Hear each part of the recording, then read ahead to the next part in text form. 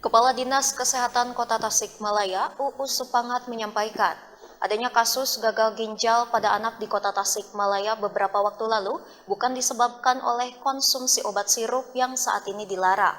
Asupan gizi yang tidak seimbang juga dapat memicu timbulnya penyakit tersebut.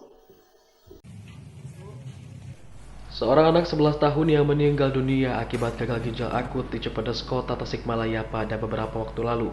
Hasil penelusuran Dinas Kesehatan, bayi tersebut tidak mengonsumsi obat yang saat ini dilarang peredarannya.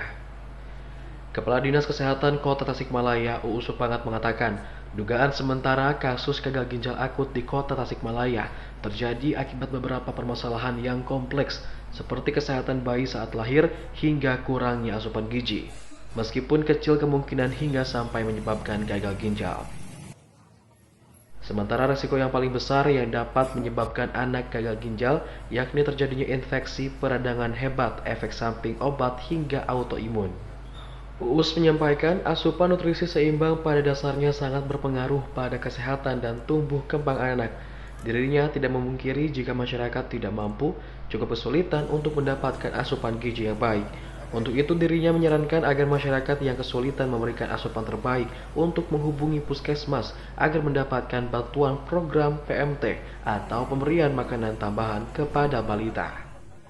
Resiko selalu ada, kemungkinan selalu ada gitu ya kan. Cuma kan gagal ginjal akut yang seperti ini begitu cepat, begitu hebat ya gitu kan, kecil kemungkinannya. Yang paling besar itu diantaranya adalah infeksi, peradangan hebat, kemudian autoimun. Banyak hal sebetulnya yang bisa dilakukan agar supaya anak-anak kita tidak mudah sakit. Yang pertama, lakukan asupan yang baik nutrisinya. Oleh orang tua ini harus perhatikan betul, harus jadi perhatikan betul tentang asupan nutrisi buat anak, apakah gizinya cukup, vitaminnya cukup gitu kan. Nah kalaupun toh misalkan dari, mohon maaf harus saya sebutkan, misalkan ada strata yang tidak mampu, kan bisa menghubungi puskesmas, kan bisa diprogram nanti masuk PMT gitu kan. Nah kemudian di samping nutrisinya dijaga lingkungan. Nah lingkungan ini harus betul-betul kita jaga lah ya,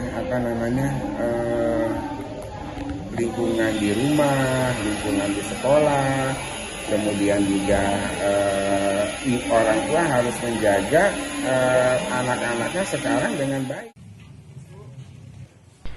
Uus menambahkan pihaknya kini tengah melakukan program Indonesia Sehat dengan pendekatan keluarga, di mana para petugas puskesmas akan melakukan pendataan serta pemeriksaan kesehatan ke setiap rumah warga.